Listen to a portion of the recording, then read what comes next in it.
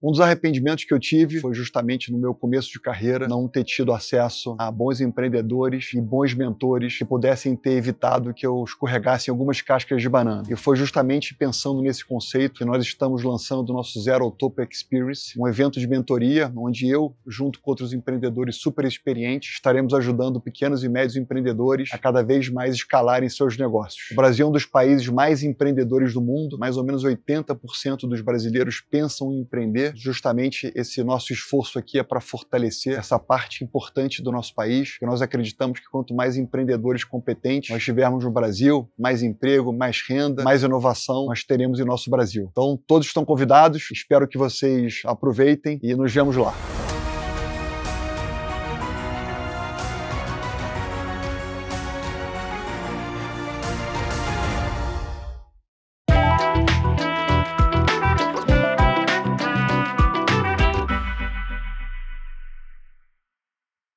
Olá a todos, sejam muito bem-vindos ao Outliers Infomoney, gravado diretamente do maior festival de investimentos do mundo. Estamos em mais uma edição diretamente aqui da Expo XP 2025, último dia, né, Fabiano?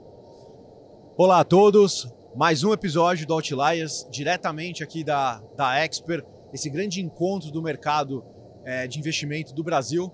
E hoje a gente vai ter a chance, né, Clara, de explorar nessa conversa aqui temas importantes não só do Brasil, como do mundo. A gente está fazendo uma verdadeira passada pelas principais classes de ativos do Brasil. Falamos de crédito privado, de ações, multimercados e agora é hora de falar de uma tese estrutural de algo que é muito importante para o investidor olhar com calma, que é a alocação. E olha, Clara, hoje o palco está pesado. Pesado. 2 CIOs, 2 oráculos do mercado brasileiro. Se eu tivesse que me aconselhar, é aqui que eu viria.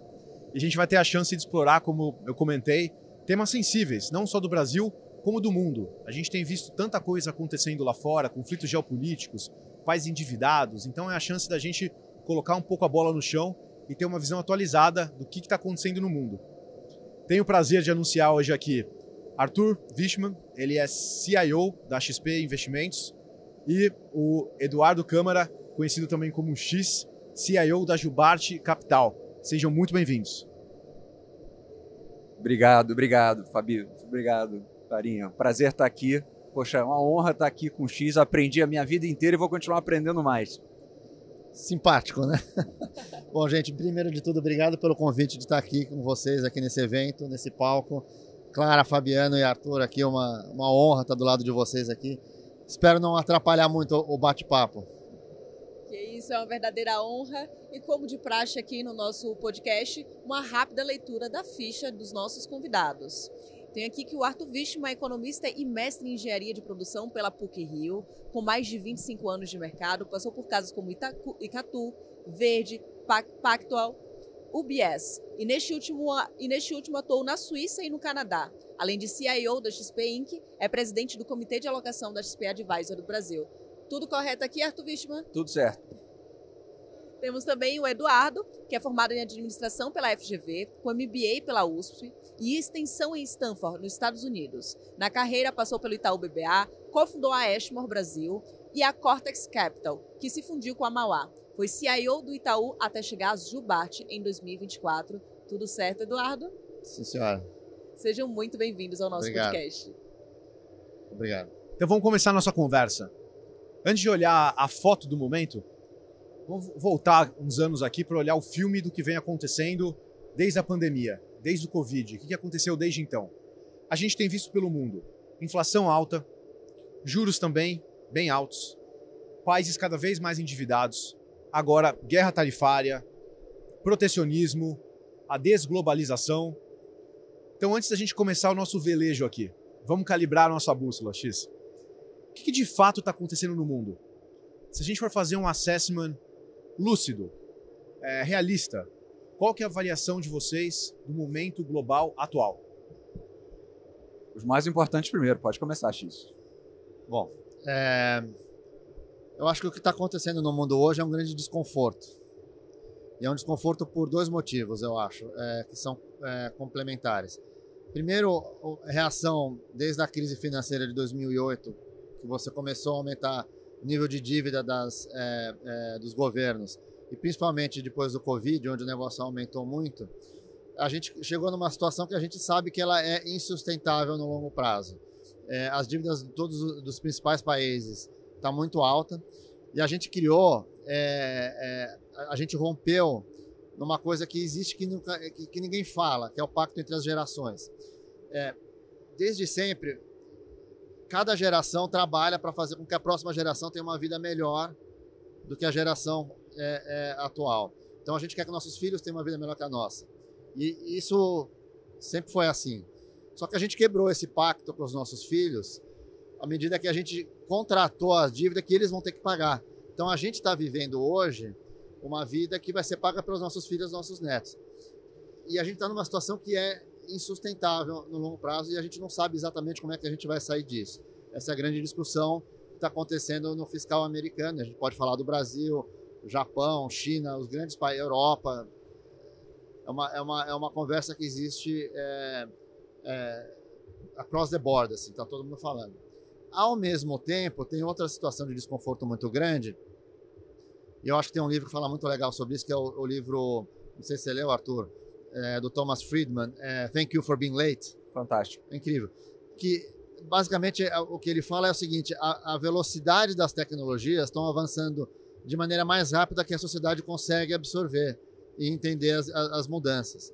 Então, por exemplo, vou dar um exemplo muito simples. Uber.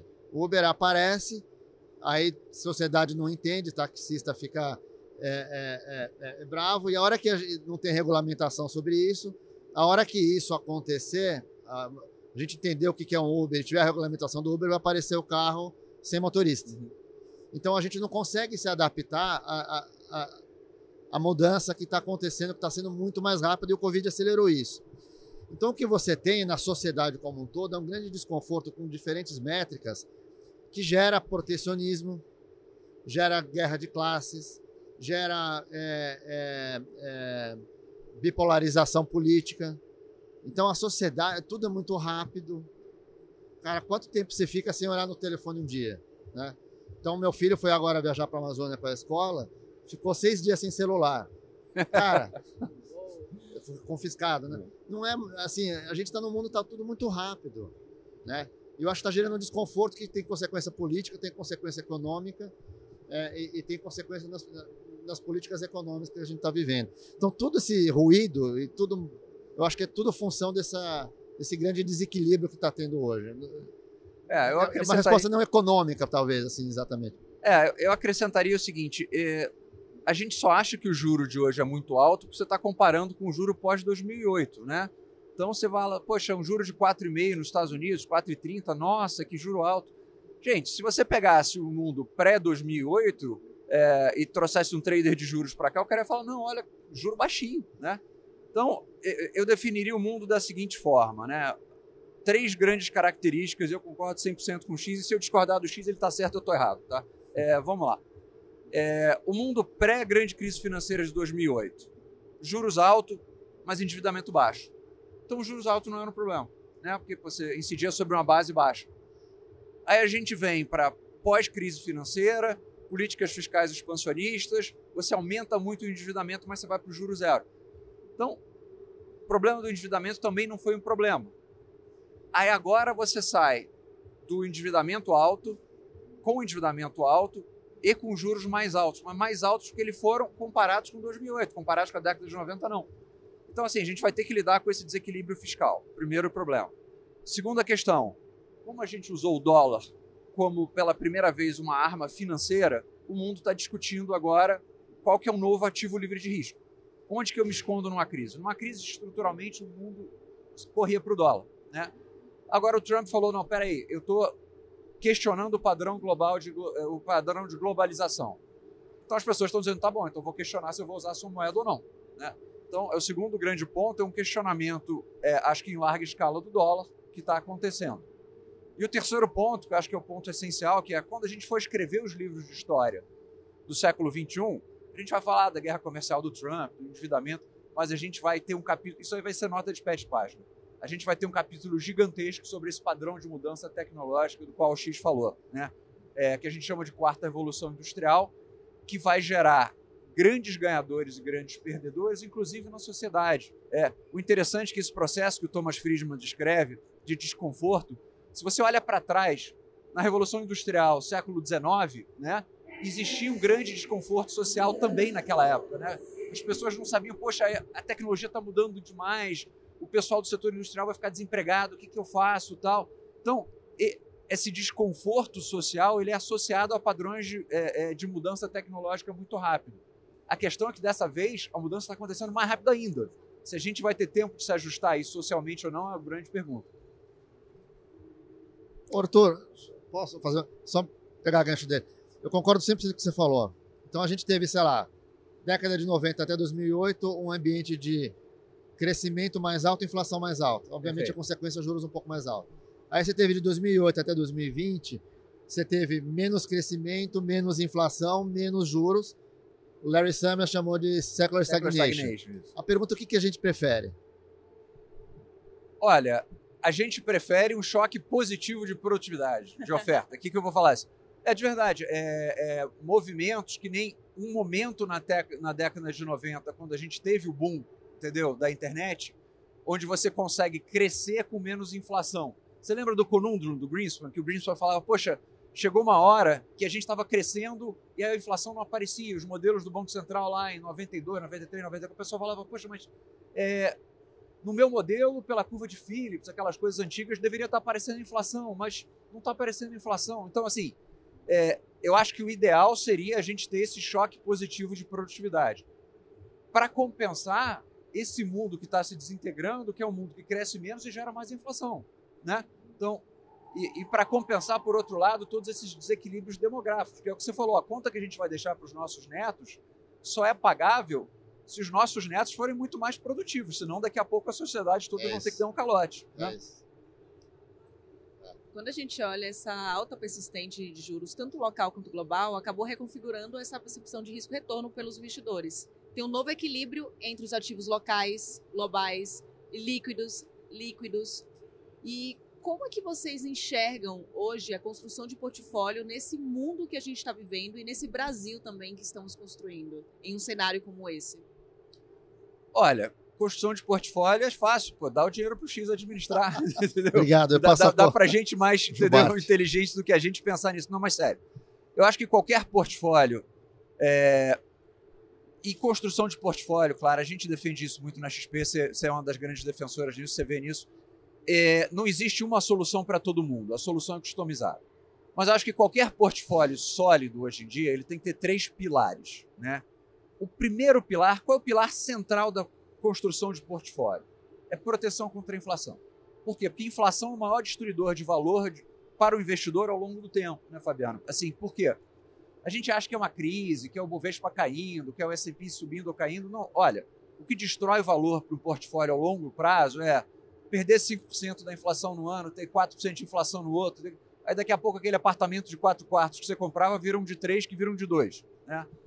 Então, proteção contra a inflação, primeiro pilar. Né? Segundo pilar, infelizmente, pelos nossos defeitos macroeconômicos, o Brasil é um país de juro nominal muito alto. Então você tem que ter, você pode se beneficiar desse juro nominal. E o terceiro pilar é a diversificação internacional. A diversificação internacional, as pessoas entendem errado.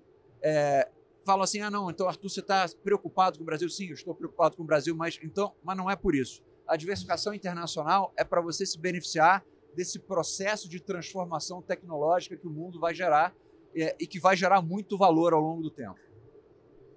Eduardo? Eu concordo, obviamente, 100% com o Arthur. Eu queria adicionar 2 coisas. Primeiro, essa parte de diversificação internacional ela é importante por um fator muito simples. No Brasil, todos os ativos são muito correlacionados. Perfeito. Então, você não consegue criar um portfólio diversificado olhando só para o Brasil. No Brasil, quando a gente olha para fora lá na Jubarte, a gente pensa sempre em ciclo econômico, né? Então a gente consegue construir portfólio olhando para o ciclo econômico. No Brasil, a gente olha para o ciclo de prêmio de risco, porque o ciclo econômico é muito frenético, né? Então, quando a gente olha o ciclo de prêmio de risco, você vê que os ativos eles são muito correlacionados. Então, você não se protege, você não tem como... Então, por isso, você precisa ter a diversificação internacional. Essa é a primeira coisa.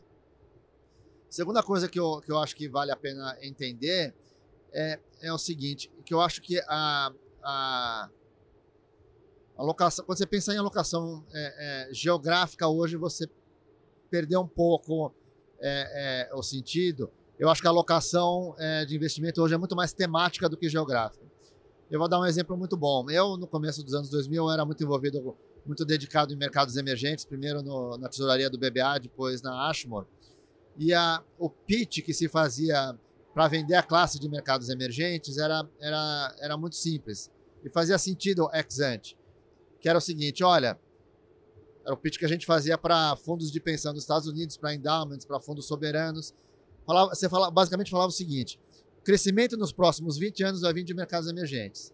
Você, fundo de pensão, você endowment, você tem muita pouca exposição a mercados emergentes hoje no seu portfólio. Então, você não vai estar exposto a esse crescimento, logo seu portfólio não vai performar. Logo, você precisa ter uma alocação estratégica em mercados emergentes. O que aconteceu, passados 20 anos, se você olhando para trás o que aconteceu, primeiro foi que essa história de que o crescimento de mercados emergentes, o crescimento do mundo viria de mercados emergentes, foi meia verdade. Né? Foi verdade na Ásia, foi verdade na China, mas não foi verdade para mercados emergentes, e o Brasil está aí como uma testemunha disso.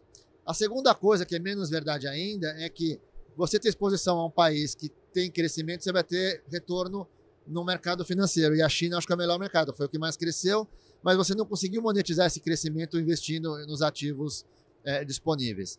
Então, passados 20 anos, os grandes alocadores de capital no mundo, eles olham para essa alocação geográfica e acham que fazem menos sentido.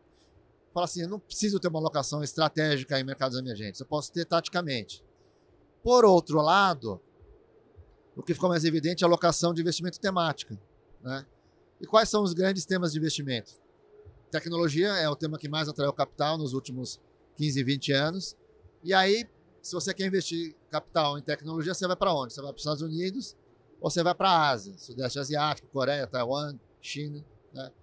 E aí, o que eu acho que a gente tem que pensar quando a gente olha para o Brasil, tirando o fato de que a gente é o país da renda fixa, quais são as classes de ativo ou quais são os temas que o Brasil é um player global e aí você consegue atrair capital do mundo. Eu acho que você parar para pensar, você tem alguns temas de investimentos, né? Você tem os grandes temas dos grandes alocadores, são tecnologia é um tema, geopolítica é um outro tema que ficou mais importante, o Brasil é um player em algumas coisas aqui, como minerais críticos, por exemplo.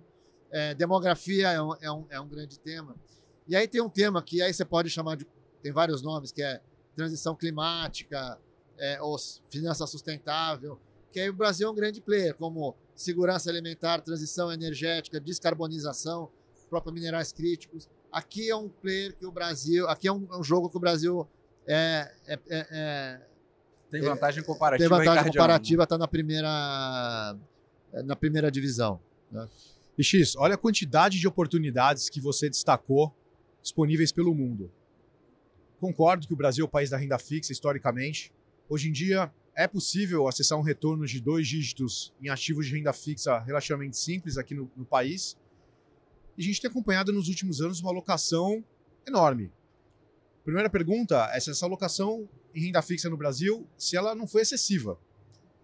E uma segunda pergunta, que acho que ontem foi mencionada aqui na plenária da Expert, e que a plateia inteira bugou, é que se o CDI é tão bom, por que o gringo não traz o dinheiro dele para cá e investe então na renda fixa? Por que ele não faz esse movimento? Qual que é o mindset diferente do gringo e que talvez a gente esteja perdendo essa oportunidade de explorar coisas fora desse eixo de renda fixa aqui no Brasil?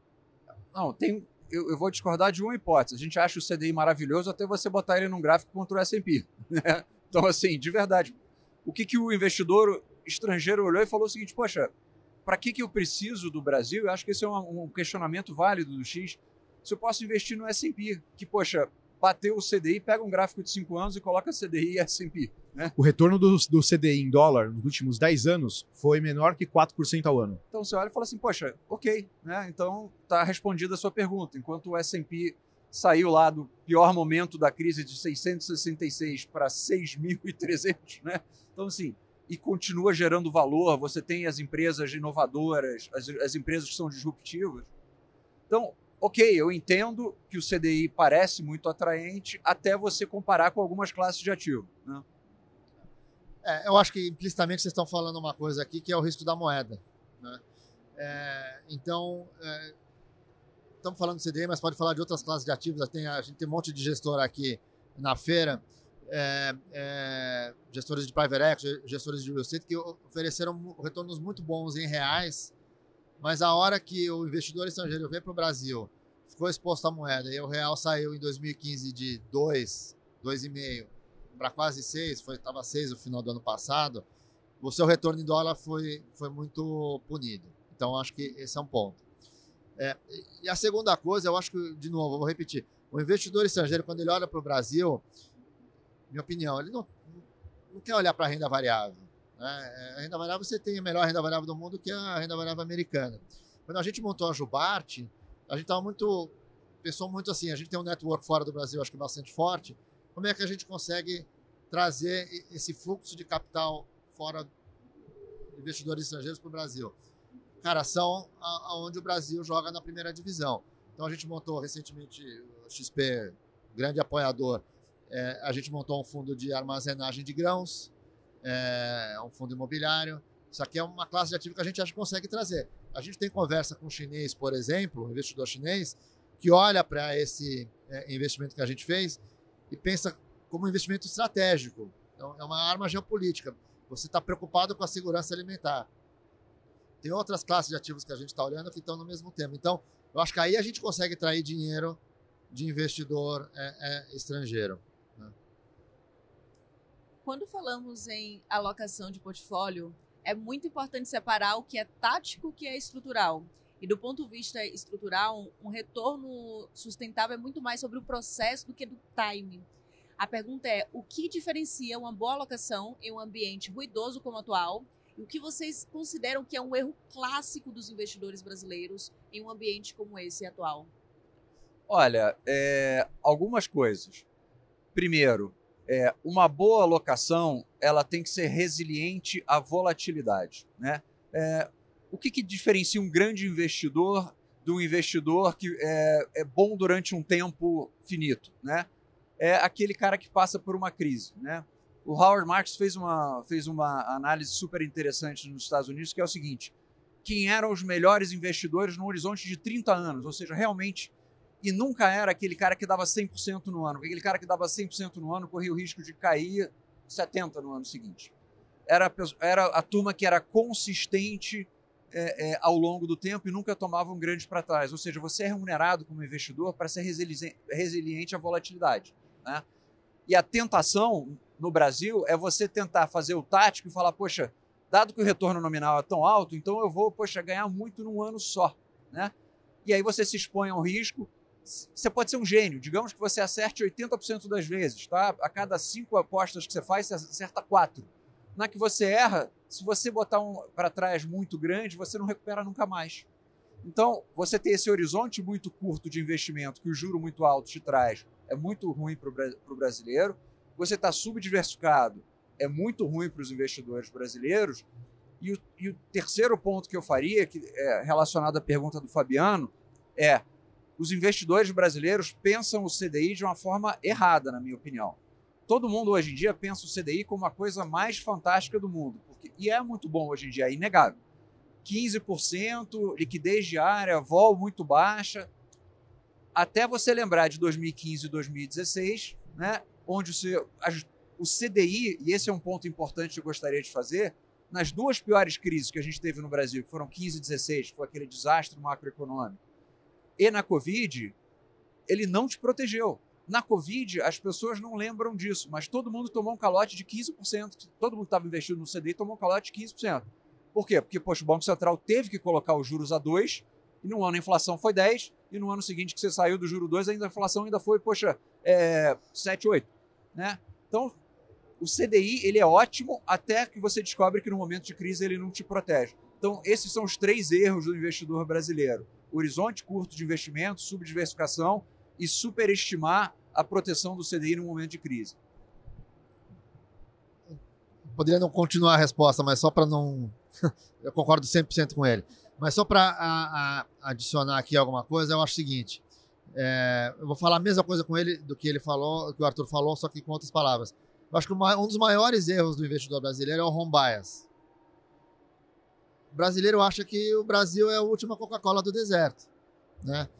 Então, esse é um grande problema. Tem muita oportunidade fora do Brasil e a diversificação fora do Brasil acho que é o maior upside que você pode ter no seu portfólio. O Fabiano sabe bem, ele está trabalhando bastante com essa parte de diversificação internacional dentro da XP, fazendo um baita de um trabalho, né? Então, acho que isso aqui é a pedra fundamental, que está por trás da diversificação, que está por trás de você se proteger de drawdowns. Perfeito. Né? E drawdown, você tem duas maneiras. Uma é a cota nominal e a outra é a cota parada no tempo. Isso. Né? Então, por exemplo, Bolsa Brasil, com todo o respeito aos meus amigos investidores de renda variável no Brasil, não é uma classe para você estar comprado estruturalmente, porque ela fica barata por muito tempo. A Bovespa está barata desde 2021, se eu não me engano, sei lá, alguma coisa assim. O jeito que a gente olha lá na Jubarte, a gente olha para o ciclo de prêmio de risco, e a gente vê como os ativos se comportam em cada um dos momentos, né? Renda variável no Brasil tem 3 momentos do ciclo, do jeito que a gente define, que simplesmente não faz sentido nenhum você ter no seu portfólio. E tem um que faz muito sentido. Então, não é uma classe que, na nossa visão, que a gente tem que carregar. A gente está zerado em Bolsa no Brasil há mais de um ano já, zero. Ficamos short em algum momento. Não é uma classe que você tem que carregar, né? Mas vai ter momentos que você tem que ter uma grande exposição. Então, essa é o primeiro, o home bias. E o segundo, que o Arthur falou também, mas eu vou falar de outra maneira, é que o brasileiro é muito trader e pouco investidor. Ou seja, ele acaba tendo um horizonte de investimento muito curto. Talvez em função da volatilidade, em função do CDI alto, a gente acaba tendo essa característica. Mas se a gente começar a diversificar mais o portfólio, olhar mais para fora e pensar com a cabeça mais estrutural, a gente consegue ter retornos superiores do que o investidor comum. E Edu, a Jubarte Capital, ela tem ganhado bastante espaço aqui na indústria de fundos no Brasil. Um time de renome, capital humano bem sofisticado. Vocês atuam não só para investir o dinheiro do estrangeiro aqui no Brasil, mas também para investir o dinheiro do brasileiro pelo mundo. Vocês têm exatamente essa cabeça de alocação global. Olhando o portfólio, o fundo global atual da Jubarte, quais são as classes de ativos que hoje vocês enxergam ganhando espaço, ainda esse ano, no segundo semestre de 2025? O que você acha que vai acabar perdendo protagonismo nesse cenário atual que a gente está vivendo? Quando a gente fala assim de perder protagonismo, tem uma pergunta que está meio que no ar, que vira e mexe a gente escuta, que o pessoal comenta, o mercado comenta sobre o fim do excepcionalismo americano. Então eu estava conversando com o Arthur aqui antes da gente subir no palco, que eu estava fazendo tinha esse negócio na cabeça, eu estava ontem, no final do dia, estava olhando. Se pegar as 5 maiores empresas do S&P, né? Nvidia, Microsoft, Apple, Amazon e Meta. Idade média dessas empresas, 36 anos. Né? Os Estados Unidos tem uma cultura de inovação muito grande. Aí você vai para o DAX, o índice da Bolsa Alemã. As maiores empresas são Siemens, Deutsche Telekom, SAP.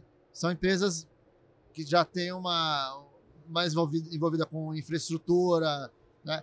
Idade média das 5 maiores empresas do DAX são 77 anos. Aí você vai para a França. Quais são as 5 maiores empresas?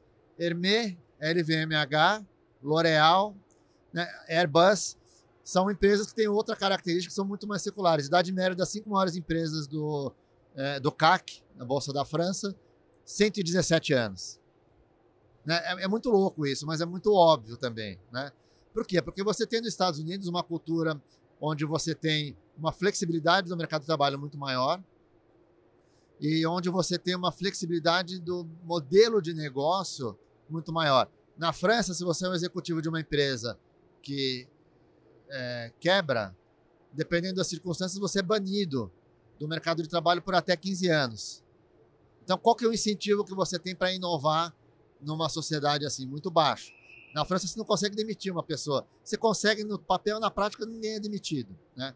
Então, você não tem flexibilidade, não tem dinamismo na economia. Então, Eu não acredito no fim do excepcionalismo americano. Eu continuo achando que os Estados Unidos é o país onde você vai ter inovação. Outra coisa que a gente estava conversando aqui.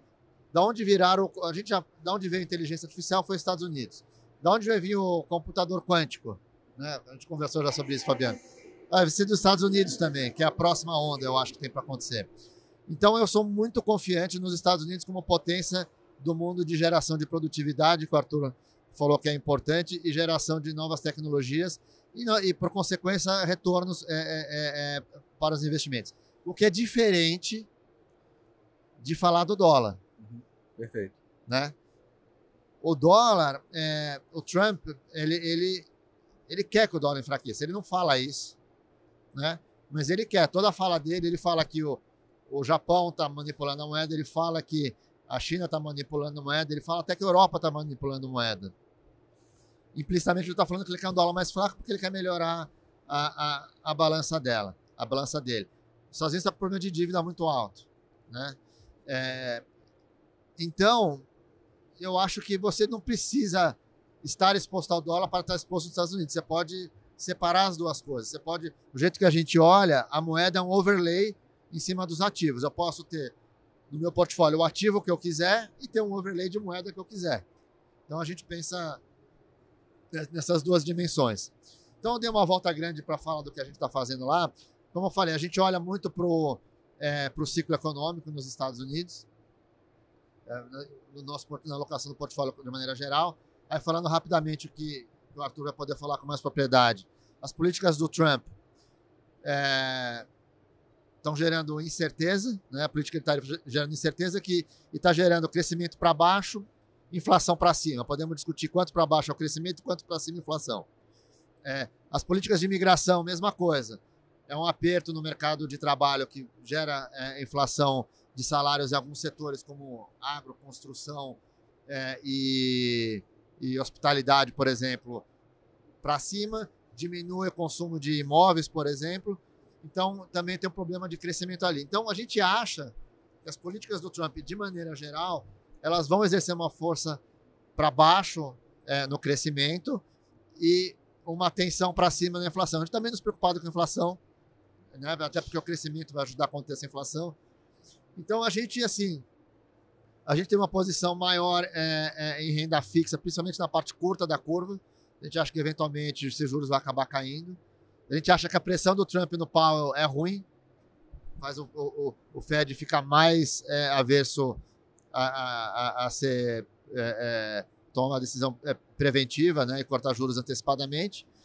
Né? Mas, por outro lado, e até um pouco por valuation, a gente diminuiu um pouco a nossa exposição em renda variável nos Estados Unidos, mas a gente continua comprado em S&P, comprado em Bolsa Americana.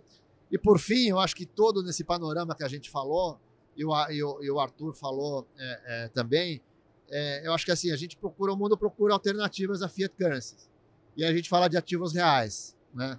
E quando a gente montou a Jubarte, a gente também, já política é uma coisa muito importante no nosso processo. Então, tanto é que a gente fez o fundo de armazenagem de grãos, né? Mas no nosso portfólio líquido, no multimercado, a gente tem uma posição relevante de ouro. Né? A gente gosta, já carregamos há algum tempo e acho que a gente vai continuar nesse mundo ruidoso do jeito que está. E você, Arthur, qual é a sua visão para a XP? Olha, eu concordo 100% com o que o X falou. Eu acho que as pessoas entendem o excepcionalismo norte-americano, Fabiano, de uma forma errada. Todo mundo pensa assim, é um fenômeno macro. Não. Hoje em dia a gente está numa situação engraçada nos Estados Unidos, quer dizer, engraçada particular. Você desgosta do macro porque você tem um endividamento alto, não tem nenhuma perspectiva de consolidação fiscal nos Estados Unidos por enquanto, né? Endividamento alto e crescente. Você tem os Estados Unidos que se isola mais do mundo, que tem uma atitude mais agressiva do ponto de vista de negociações comerciais. Então você fala assim, olha, o macro norte-americano, poxa, você pode até questionar. Agora, questionar o micro é difícil. E aí tem um ponto interessante. O macro norte-americano, ao contrário do que já aconteceu algumas vezes no Brasil, ele pode ser até ruim, mas ele não é ruim a ponto de estragar o micro. Né? Então, o excepcionalismo norte-americano para a gente sempre foi um fenômeno microeconômico, dessas empresas que o X falou. Você vê a NVIDIA, eu lembro da NVIDIA com 50 bi de market cap, bateu 4 tri. Né? Então, assim, destruição criadora, entendeu? Chupeteriana na veia, entendeu? Você vê empresas surgindo e novas empresas aparecendo e inovando. Então, assim, esse processo, eu acho que esse processo continua. O processo macro você pode questionar e pode questionar, inclusive, o dólar. Tem uma pauta que está sendo cada vez mais debatida entre os investidores, que é a internacionalização dos investimentos.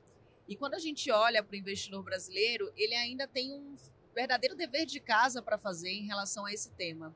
Como é que vocês enxergam essa pauta hoje e quais são as recomendações que vocês dão para aquele investidor que não sabe nem por onde começar essa internacionalização e muito menos o impacto que tem de você ter um portfólio muito concentrado em apenas uma região? Olha, Clara, eu vou usar o slogan da Nike. Para quem não tem diversificação internacional, just do it, entendeu? Faça. Agora, fazer como? Essa é uma pergunta interessante. Você tem que ter, e é uma das coisas mais importantes para o investidor, Warren Buffett falava que a parte mais importante do investidor é o estômago, não é o cérebro. Você tem que ter o percentual internacional de acordo com a sua aversão a risco. Não adianta você ter um portfólio que tem um nível de risco que, quando tem algum evento, e gente, eu garanto para vocês que na vida dos investidores médios, a gente vai passar por várias crises. Se você toma a decisão, e é por isso que é tão importante estudar finanças comportamentais, se você toma a decisão errada na hora errada, não adianta você ter tido o portfólio ideal se você vendeu o S&P a 666 ali em 2008.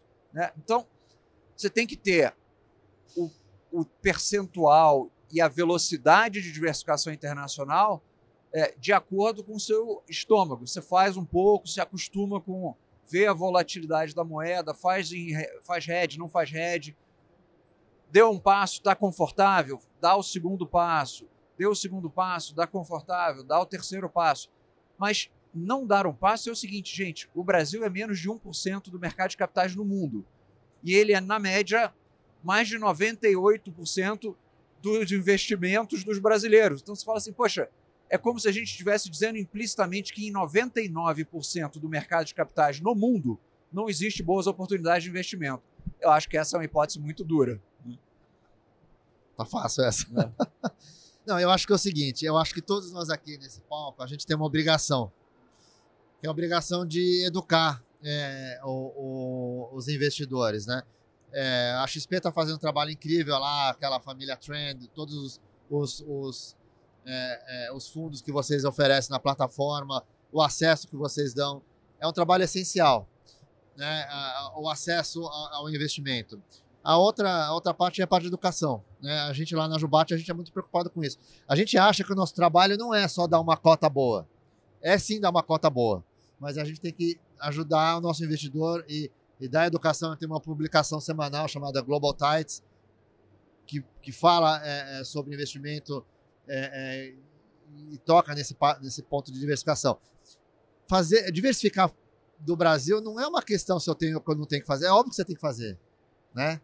E agora a pergunta é como também, né? Então eu trabalhava numa outra instituição antes da Jubarte, que a gente via ao private, né? O pessoal mandava dinheiro para fora e fazia o quê? Comprava CD do banco. É isso. E quando eu estava com mais apetite a risco, comprava bonde da Petrobras.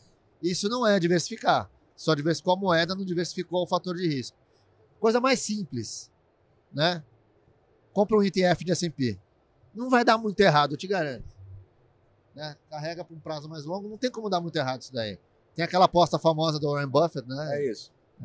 Quem quiser depois procura aí a aposta do Warren Buffett contra um hedge fund em 2007. Não vai dar muito errado você comprar o S&P. Tem coisas muito mais inteligentes do que fazer do que apenas comprar o S&P.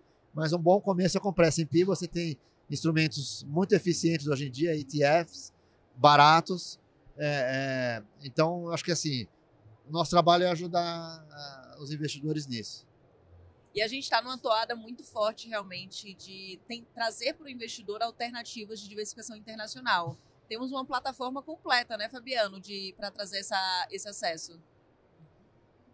Acho que essa necessidade é tão latente no Brasil de facilitar o investimento do brasileiro fora, de deixar de nadar numa poça d'água e passar, de fato, a navegar um mar de oportunidades. E acho que a XP tem feito um trabalho sério a respeito disso, de trazer as melhores gestoras do mundo aqui para o brasileiro também. O home bias é um problema sério que a gente acompanha aqui no Brasil. O PIB do brasileiro representa menos de 1% do PIB mundial e ainda assim, mais de 99% do brasileiro é investido apenas aqui. Então a gente tem sim uma grande missão de facilitar que o brasileiro invista lá fora. O Arthur é responsável por construir e divulgar uma carteira global, já fragmentada por classes de ativos, buscando essa otimização de portfólio. Para quem quer começar e tem 100% de carteira Brasil, começa com 80-20, coloca 20% fora do Brasil, experimenta os benefícios da diversificação, de melhorar retorno, de reduzir risco, melhorar o Sharpe das carteiras também. A gestão ativa também faz toda a diferença nessas horas, né? Quando a gente vai navegar outros mares, nada como estar numa embarcação com um bom capitão. Então, a gestão ativa, nesse momento, consegue ler todo o cenário de mercado, montar carteiras que realmente vão conseguir explorar essas oportunidades. Então, sem dúvida, os fundos estão disponíveis no Brasil já. Estão disponíveis também na Bolsa Brasileira. Existem ETFs aqui no Brasil que permitem essa diversificação com exposição em dólar também. Interessante ver aqui na Expert, né, Clara, que muitas gestoras internacionais estão presentes. Então, a Expert não é apenas um encontro do mercado brasileiro, mas sim um encontro do mercado global. Então, hoje, realmente não tem motivos para não investir fora do Brasil. E eu sempre falo que o investidor ele não precisa necessariamente estar exposto ao dólar para ter a carteira globalizada. Perfeito. Então, os fundos redeados, eles trazem esse papel de trazer essa exposição sem necessariamente você ter a volatilidade da moeda. Perfeito. É isso. Você vai falar? E agora eu gostaria de trazer aqui um quadro, que é um quadro que eu gosto muito aqui do Outliers, que a gente separa esse quadro para convidados especiais, tá? Então, vocês são convidados especiais. E, basicamente, nesse quadro, vocês só precisam responder comprado, vendido, sem explicação. O desafio aqui é não trazer a explicação. Mas para qual horizonte de investimento? Excelente ponto. Vamos colocar aqui o horizonte em 2025, segundo semestre. Até o final do ano. Até o final do Tá ano. bom. Então, é comprado ou vendido, e é isso. E aí, em outra oportunidade, a gente explica por quê. A leitura da carta, a leitura dos relatórios de gestão. Então, vamos lá. Bolsa Brasil. Vendido. Vendido. Bolsa Americana. Comprado. Comprado. Bolsa Global ex Estados Unidos. Difícil essa que eu não botei a região, né? Comprado. Comprado. Excelente. Bora aqui para moedas. Dólar. Vendido. Vendido. Vendido. Contra o real ou contra o quê? Peraí, Porque dólar calma. é... Exato. O dólar é uma Contra o quê? identidade, são duas Calma. moedas, né? É. Vamos lá. Euro. Responde primeiro. É o comprado. Real. Vendido. Comprado. Tá muito bom. Ó. Que o desafio é não falar. Bora para renda fixa. Juros real. Comprado com certeza. Comprado. Brasil, né? Brasil. Comprado. Lá fora, Estados Unidos. Comprado. Comprado. Comprado é aplicado, né? É aplicado. É. Inflação. Aqui ou lá? Aqui no Brasil. Estamos falando de inflação implícita, sim? Inflação implícita. Pronto, melhor. Até o final do ano, vendido. Vendido, é isso. Vendido. Global. Estados Unidos. Comprado. Eu tô vendido. Hã? Eu acho que tem muita coisa no preço já. Então, Porque uma coisa é que vai acontecer, outra coisa é que já tá no preço, né? perfeito. Mas não é óbvio. Mas eu tô vendido. Eu, assim, venderia, vai. Excelente. Faltou alguma, Fabiano? Sente falta de alguma? As classes que transmitem segurança e que muitas vezes são tidas como alternativos também. O ouro, nesse momento de incerteza global. Compradaço. Comprado. E agora uma polêmica, hein? Que não é consenso aqui no mercado. Criptomoeda. Só existe comprar ou vender, não existe. Não quero me meter nisso. Entrar vendido Ó, é eu delicado. tô com um nariz de palhaço em Bitcoin há 10 anos, pelo menos. Que eu vi essa onda desde o começo e não peguei nada. Mas você usa até o final do ano, comprado. Excelente. Depois disso, Não sei. aí é outra história. Acho que passamos por buckets importantes e classes de ativos fundamentais na construção de carteiras realmente diversificadas, né, Clara?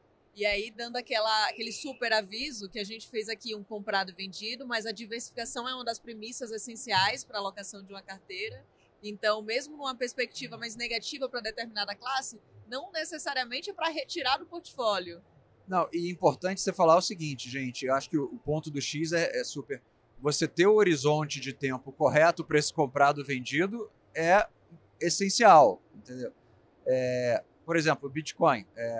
Mais a longo prazo, eu acho, a gente tem que fazer mais, tem que ter uma explicação mais complicada. Até o final do ano, eu acho que o dólar enfraquece, então, por definição, eu acho que esses ativos alternativos, né? Mas ouro, eu prefiro ouro ao Bitcoin, mano. Excelente. Gostaria de agradecer aqui vocês a esse episódio, que está uma verdadeira aula de alocação. E muito na linha da gente trazer para os investidores esse educacional de como olhar realmente uma carteira de investimentos, ainda mais em um ambiente de alta volatilidade, né, Fabiano? Pois é, acho que fechamos com uma classe de ativo, uma abordagem importante, que é uma alocação global, holística, 360. Aqui no palco da Expert a gente teve a chance de explorar a renda fixa, a renda variável, o multimercado e agora a locação. Então, fechamos aqui a nossa série, né, Clara? Exatamente, e a gente fecha a nossa série com um super convite para você que não esteve presente na Expo XP 2025, se prepara para 2026, mas se quer saber quais foram os principais conteúdos, highlights, tudo que aconteceu por aqui, portal de conteúdos Expo XP, conteúdos.xp.com.br e também diretamente no Infomoney nas diferentes plataformas disponíveis. E agradecemos a audiência de cada um de vocês e até uma próxima. Obrigado, Fabiano. Gente. Obrigado, Clara. Obrigado pelo convite de estar aqui. Obrigado pelo apoio da XP Cajubarte. Obrigado. X. Obrigado pela aula. Obrigado, Arthur.